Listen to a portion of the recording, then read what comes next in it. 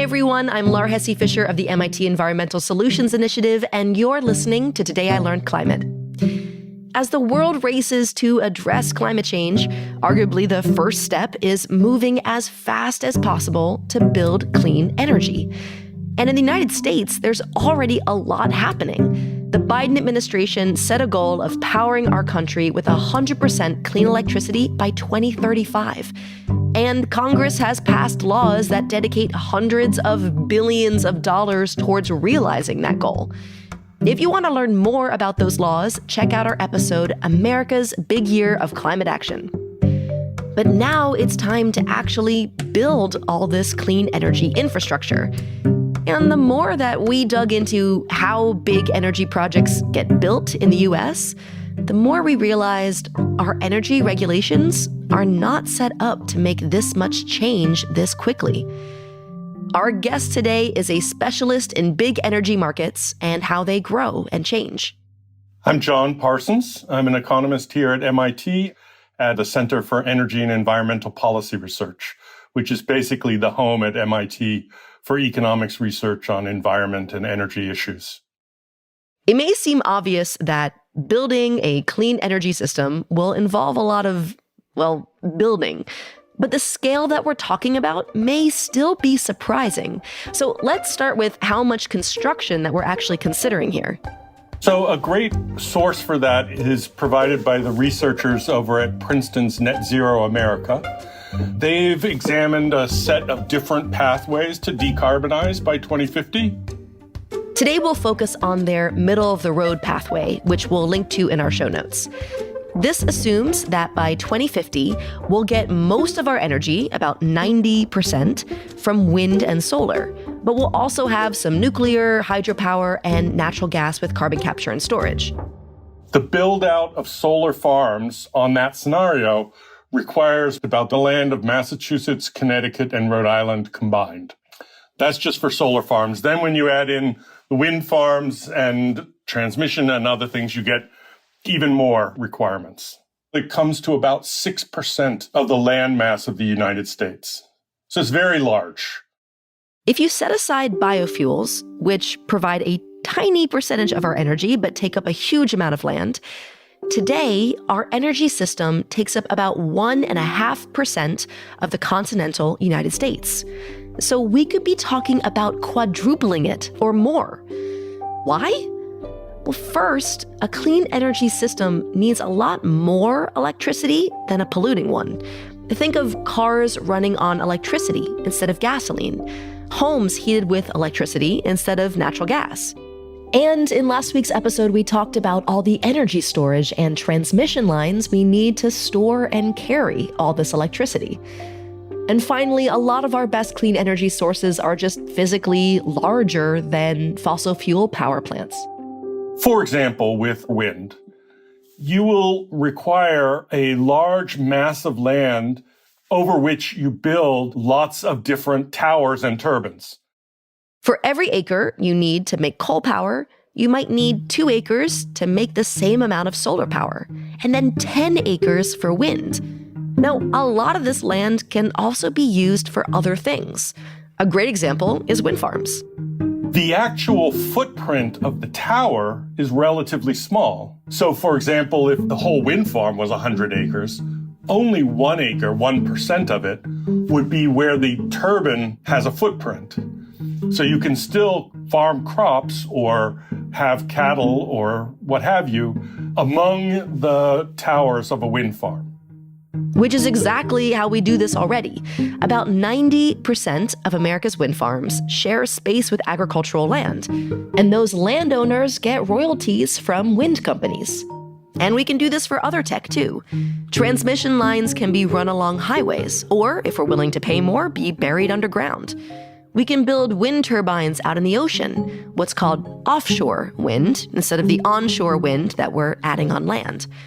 And some solar can be put on rooftops or parking lots, or share space with crops that like shade.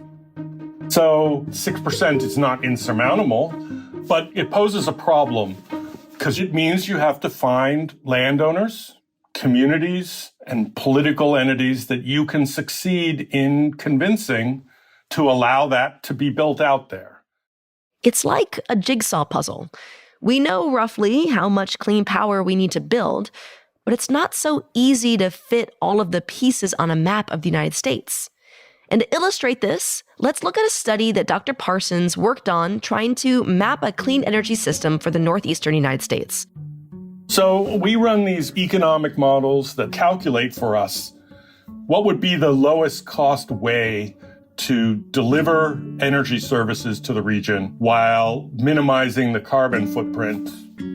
And if you turn the crank on our model, we'd fill the model with a lot of onshore wind and we wouldn't build any offshore wind because the cost of offshore wind is relatively expensive. But that's not what's happening in real life. In fact, the Northeast is planning to build a lot of the pricey offshore wind out in the ocean near Cape Cod and Long Island. So you have to step back and ask, well, what's going on in reality that isn't being taken into account in the model?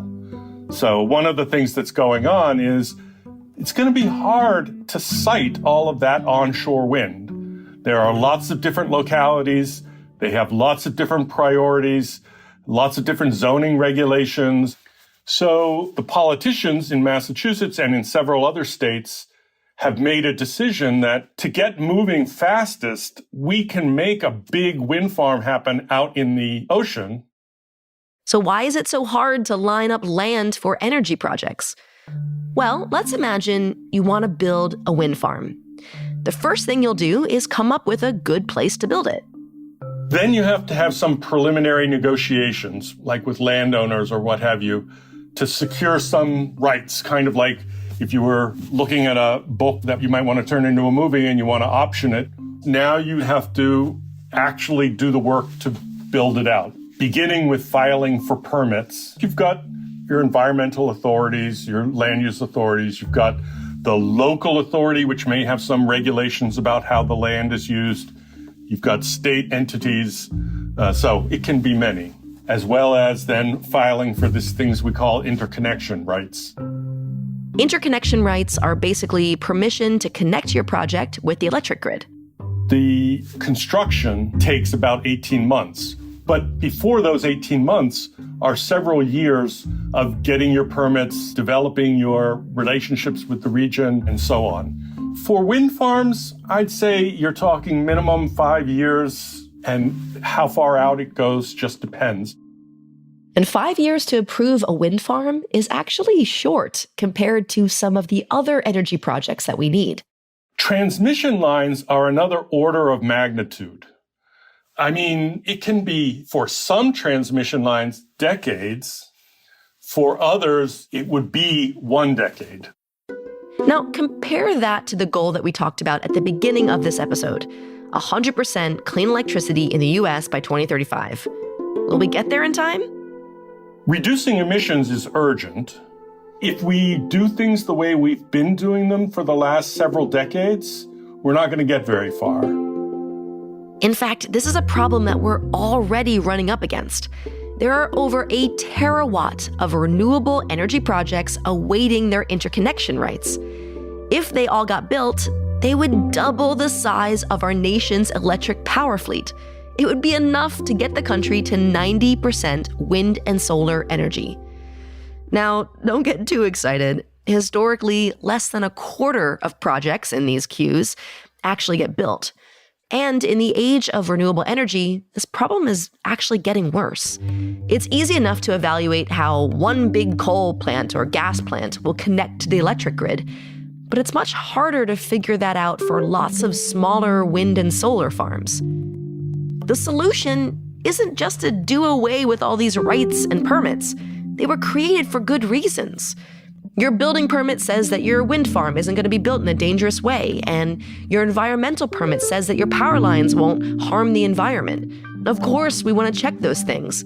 We just want to check them more efficiently. Which is why a few states have started streamlining these regulatory steps. Like in 2020, New York created an Office of Renewable Energy Siting to process all of the permitting for large wind and solar projects within a 1-year deadline. Congress is debating something similar nationwide, which is especially important for power lines that cross state borders. And in June of 2023, Congress did pass a law to speed up environmental reviews of energy projects. But Dr. Parsons says faster reviews are only one part of the reform that we need. What we need to do is step back and develop a plan. A really good example is with offshore wind. Do we make each wind farm build its own connection to the onshore grid? Or do we maybe build a backbone of a wire running down the East Coast and enable each wind farm to connect to that backbone? It may be cheaper if we plan it out as an integrated system. To understand what state or regional level planning can accomplish, it might help to look at a project that's already underway. A major power line to bring hydropower from Quebec to New York City. So the state of New York is a good example for some of the state institutions that you want to have. They passed a major piece of climate legislation in 2019, really pushing them quickly to decarbonize their electricity system. But New York State already had NYSERDA, the New York State Energy Research and Development Authority. Unlike a regulator, NYSERDA's job isn't to review proposed energy projects, it's to make new ones happen. It's basically a planning agency of the state. So here you have big transmission projects that the NYSERDA agency helped to evaluate and shape. Private developers are going to be owning these transmission lines, but NYSERDA had the capability to make the arrangements to finance them. So it's that kind of planning capacity and the ability to broker a solution that makes a difference in moving the whole project forward faster. But here in the US, that kind of central planning for infrastructure is an exception, not the rule. And if we're just scattering jigsaw pieces on the table and hoping they pop themselves into place, it's much more likely we'll build an overpriced system that won't meet our climate goals in time. If you look at your own energy utility or state or town, it's likely asking questions about this process right now. Questions like, do we have a plan to get clean energy? Are we empowered to make a plan? And how long does it take to say yes or no to the next energy project to come online? I think the United States has, in the last several decades, found it harder and harder to build things. Not just transmission, not just the electricity system, mass transit, high-speed rail, tunnels, what have you. We need to expect our state employees, state offices to move quickly, and we need to give them the capability to move quickly, and we need our judicial institutions to respond quickly, faster than they do now. There are a lot of complicated interests to take into account. We can respect all community interests and needs, but we have to move. And if we get to work to make the changes we need, yes, we can meet our goals. That's the end of our episode today and of Season 5 of Today I Learned Climate. But if you want to make a difference in your state's clean energy planning, look to our show notes for some examples of what can be done. Or check out our educator guide where we're making these ideas accessible for the classroom. Find all that and more at tilclimate.org. And remember to subscribe to the podcast for an announcement about Season 6, because TIL Climate will be back in early 2024. And also, we would love to hear from you. Yeah, you! Please email me and the team at climate@mit.edu. Tell us about what you're working on and why you listen to the show. And if you're listening on Spotify today, you might see there's a little poll for you to fill out.